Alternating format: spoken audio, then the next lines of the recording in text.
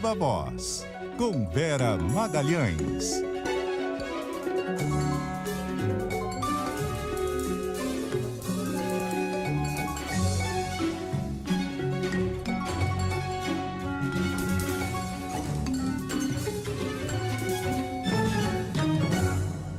Viva Voz, Vera Magalhães, tudo bem? Boa noite. Oi, boa noite, Bocardi, boa noite, Carol, boa noite a todo mundo que nos ouve e nos assiste.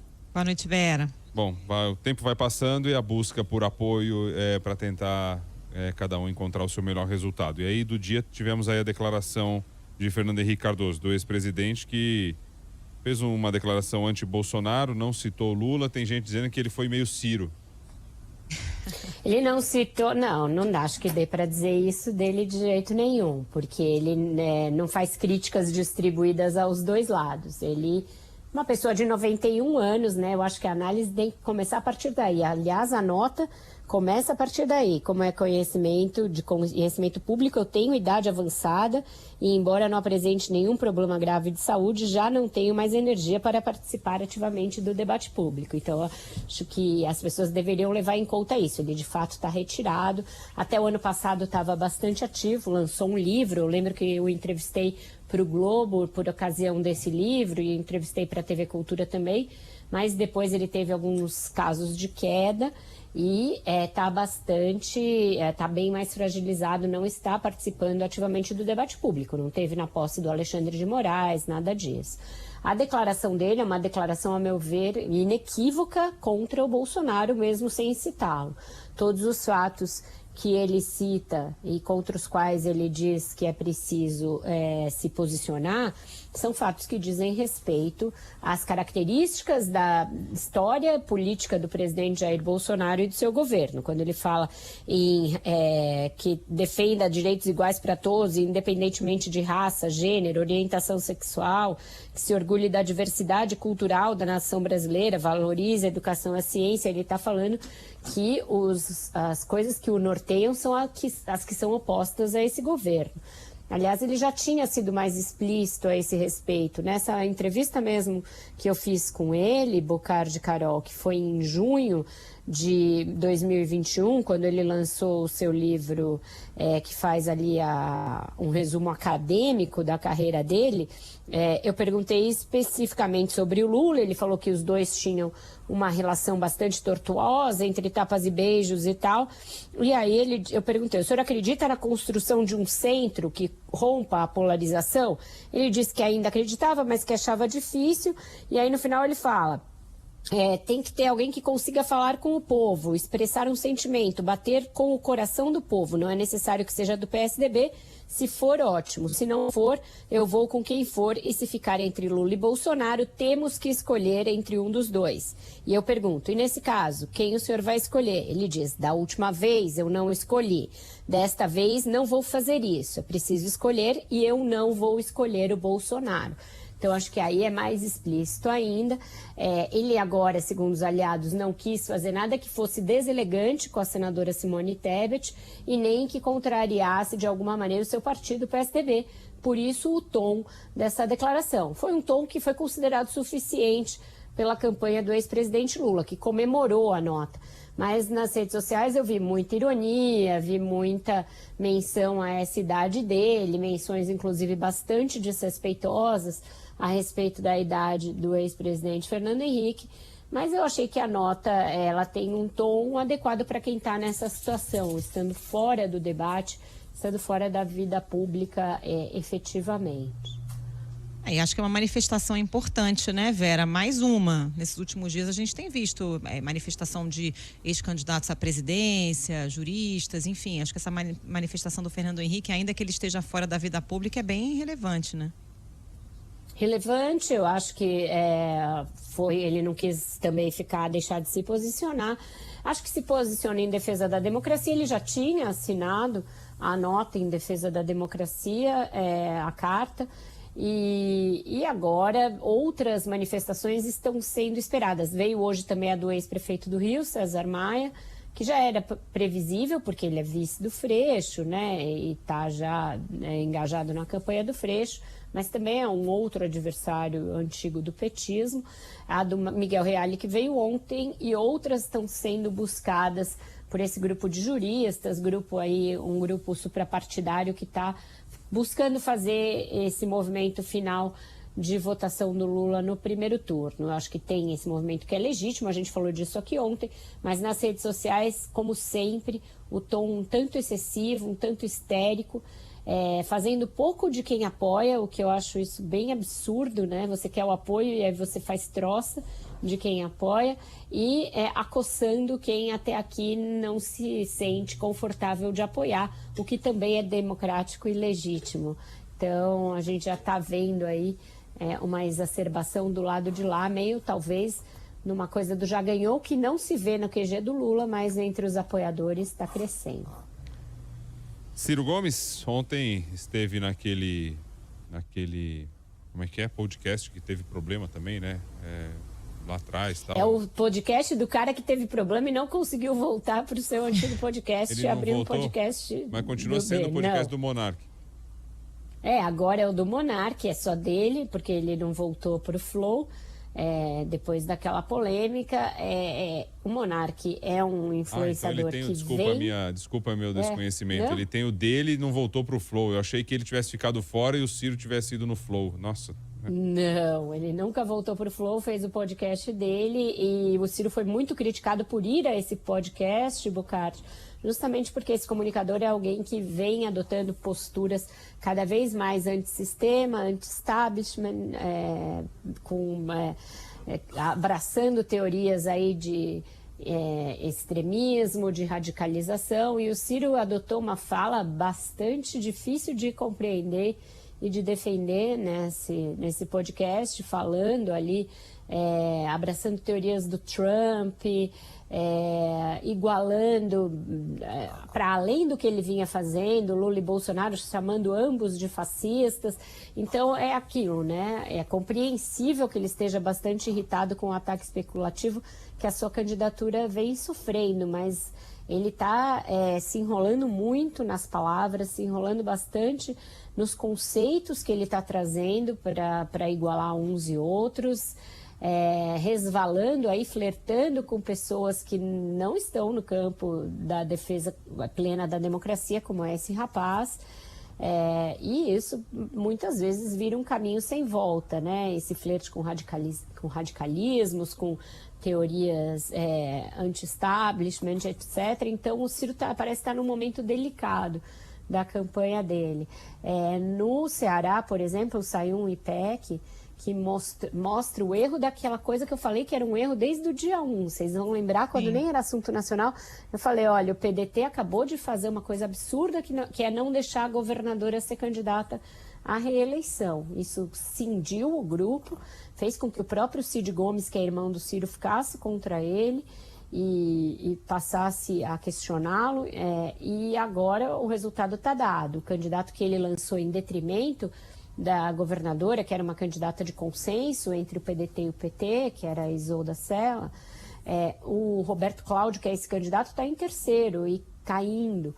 E o candidato do PT, que foi lançado pelo ex-governador Camilo Santana, crescendo, passou o candidato bolsonarista, que era o Capitão Wagner. Então, se eles estivessem juntos, estariam provavelmente numa situação ainda mais confortável para enfrentar o bolsonarismo. E agora o Ciro vai sofrer essa derrota em casa, provavelmente não vai ser o mais votado para presidente também no Ceará, algo que ele foi em 2018.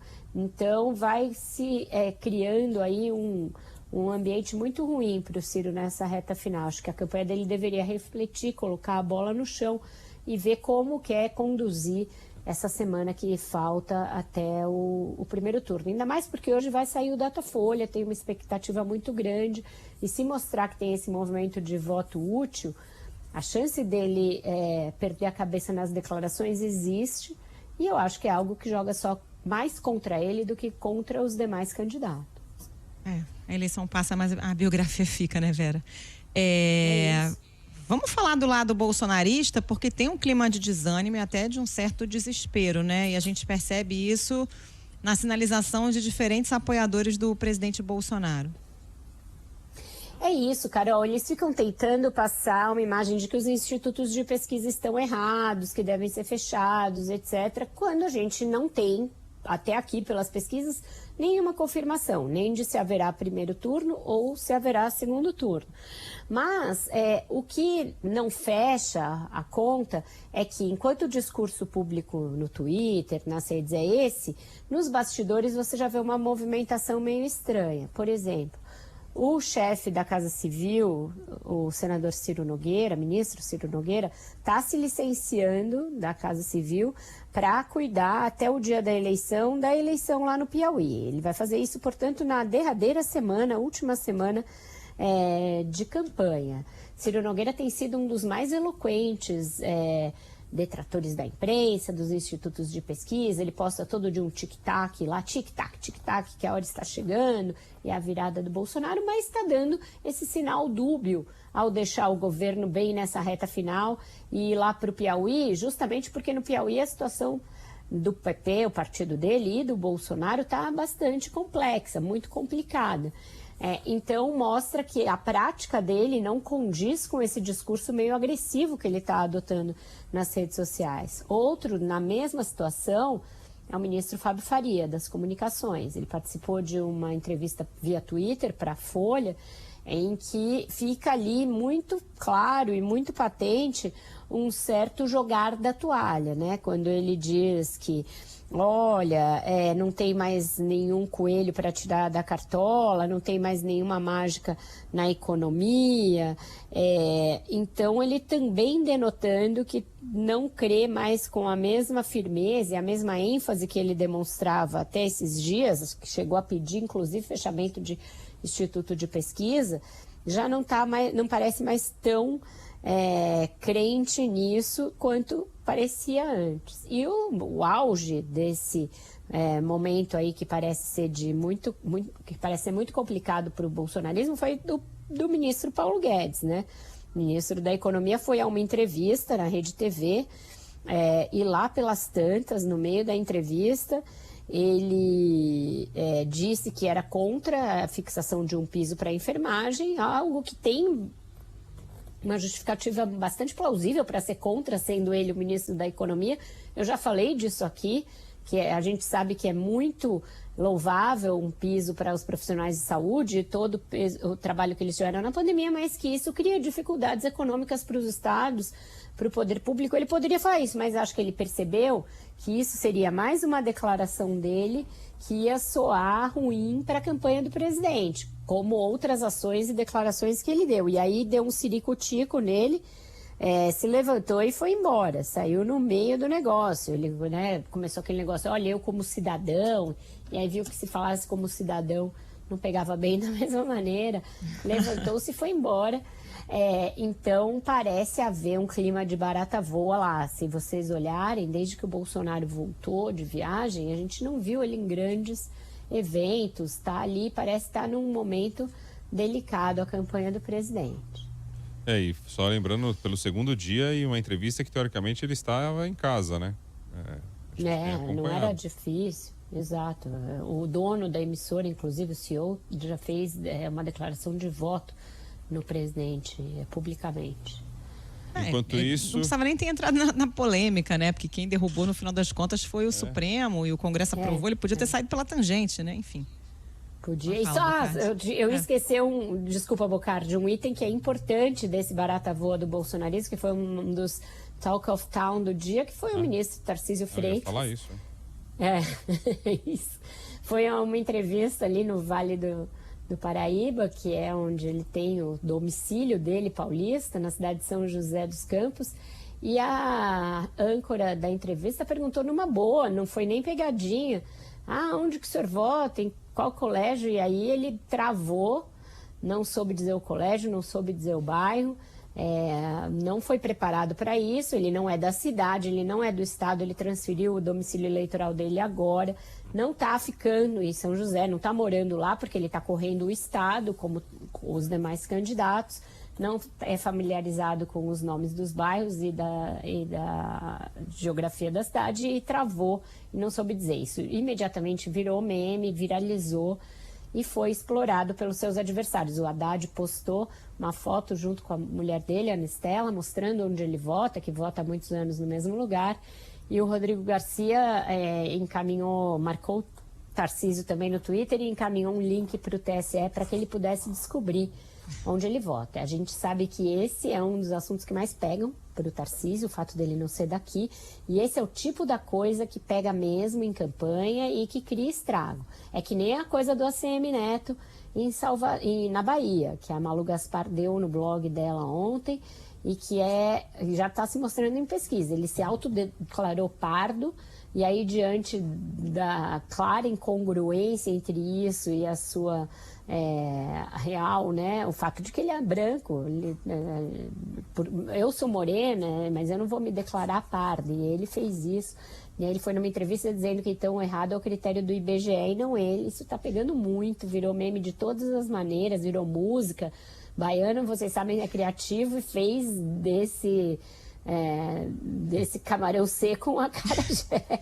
Eu já vi ele sendo chamado de afrobege.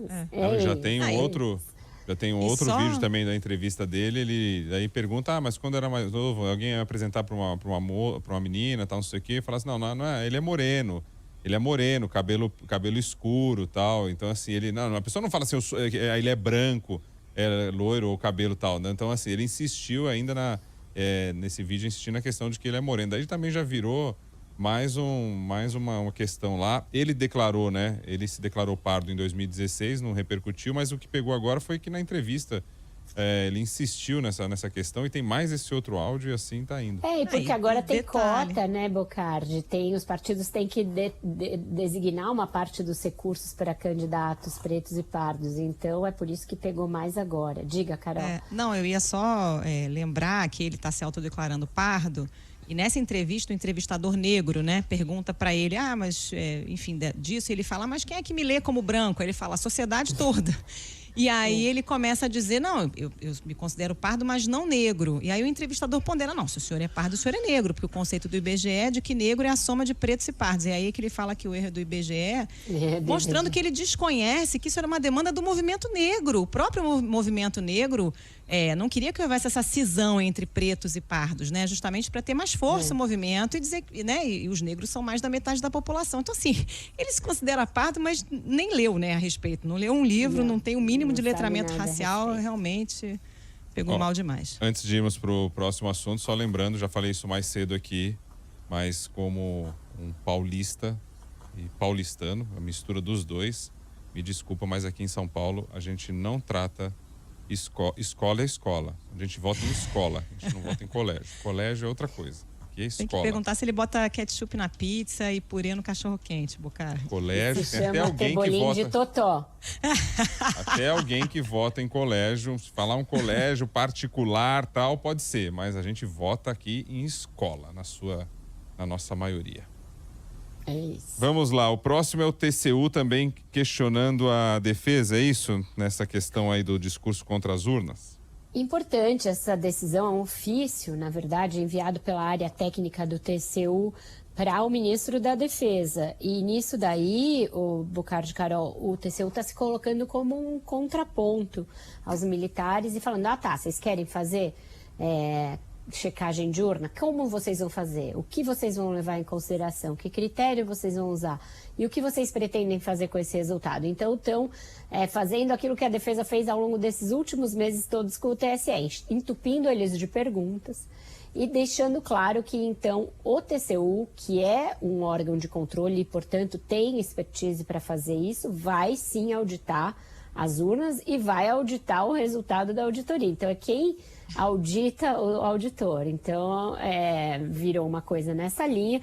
Eu falei com o ministro lá e eu falei, a ideia é fazer uma contenção dos militares. Ele falou isso, é criar o que os auditores chamam de expectativa de controle. Mostrar para os militares que eles não estão aí livres, leves e soltos para dizerem que vão auditar as urnas, inventarem qualquer critério que ninguém sabe o que é, inventarem qualquer problema com os boletins de urna que ninguém sabe o que é. Então, achei que o TCU foi corajoso e fez algo que o próprio TSE deveria ter feito, que é pôr um ponto final para usar o nosso nome do nosso programa aqui, ponto final nessa história de que são os militares que vão fazer contagem paralela. Então acaba com a história de contagem paralela e aí deixa muito claro que eles vão acompanhar com lupa o que os militares pretendem fazer no dia da eleição. Ô Vera, para a gente fechar, o TSE manteve a proibição do uso das imagens do Bolsonaro no exterior na campanha eleitoral, mas ele não tem respeitado muito, né? Tem propaganda impulsionada aí no YouTube, tá usando, por exemplo, as imagens do 7 de setembro, que ele também estava proibido de usar, né? Não está respeitando, está contando que vai ficar isso diluído, né, nas redes sociais, não está usando no horário eleitoral para não ficar muito evidente. A decisão de hoje do TSE foi por unanimidade. Ainda não saiu a outra decisão em relação à ONU, salvo engano meu, na sessão de manhã eu acho que não saiu, mas ainda tem que decidir sobre isso. E a candidatura do Bolsonaro, como eu disse ontem, vai entrar contra os programas do Lula, principalmente porque eles acusam o Lula de usar um truque de não deixar claro que é a propaganda dele, aquela que está batendo no Bolsonaro. Faz a pancadaria antes de entrar, começa agora o programa do ex-presidente Lula e tal. Então estão reclamando disso também, porque a lei eleitoral diz que tem que ficar claro quando você ataca. Então a guerra jurídica vai se intensificar nessa última semana, não tenho a menor dúvida sobre isso, e o TSE está ali, está respondendo às demandas com celeridade, demonstrando que também não vai ter descanso nessa reta final, que está atento a tudo que está acontecendo. Só para a gente fechar por último, que não está, mas acho importante aqui a gente contemplar, é o Arthur Lira, né? Você estava falando de Bolsonaro e companhia criticando o Instituto de Pesquisa. Agora o Lira atacou o Instituto de Pesquisa e defendeu punição. Entrou na mesma linha do presidente, né? Entrou na mesma linha. Eu vi que a Carol comentou isso mais cedo também nas redes. Esse pessoal, vai ser interessante ver qual que vai ser a mágica que eles vão fazer, porque eles vão acabar voltando por os braços do Lula. Lira, Ciro Nogueira, Fábio Faria, esse pessoal esteve em todos os governos dos últimos tempos. Caso o Lula de fato vença a eleição, como mostram esses institutos, eles vão ter de dar um jeito. Eu não acredito que eles vão para essa linha do Bolsonaro de contestar as urnas. Eu acho que não vão até aí, não. Eles vão parar numa estação antes, vão descer desse trem uma estação antes. Então, vai ser interessante ver qual vai ser o triplo twist carpado que eles vão fazer para justificar a mudança de tom, Bocardi, porque sim, foi bem violento ali o Arthur Lira. Vocês já estão trabalhando numa segunda linha aí, né? Nessa possibilidade. A gente sabe como é. A música qual é? Música em homenagem ao Fernando Henrique. Acho que ele fez um gesto ali importante que ele não precisava fazer do alto dos seus 91 anos. Quando a gente pensa em alguém com essa idade, eu sempre lembro dessa música do Caetano, que é uma música muito bonita, chama O Homem Velho. Deixa a vida e a morte para trás. Até amanhã. E falando em Fernando Henrique, vai lembrar seu podcast, hein, Vera? Seu com Andreasa, hoje é o Pércio Arida, né? Um dos pais do Plano Real. Exato, o Pércio Arida fez o 2+1, mais tarde tá aí nas plataformas. Agora já deve estar nas plataformas. Já tá. Falou bastante de economia. E não quis fazer voto útil nenhum. E olha eu dando spoiler. Falou que não vai fazer, não. Valeu, obrigado, Viva Voz, Vera Magalhães, boa noite, hein? Tchau, gente, até amanhã. Beijo, Vera.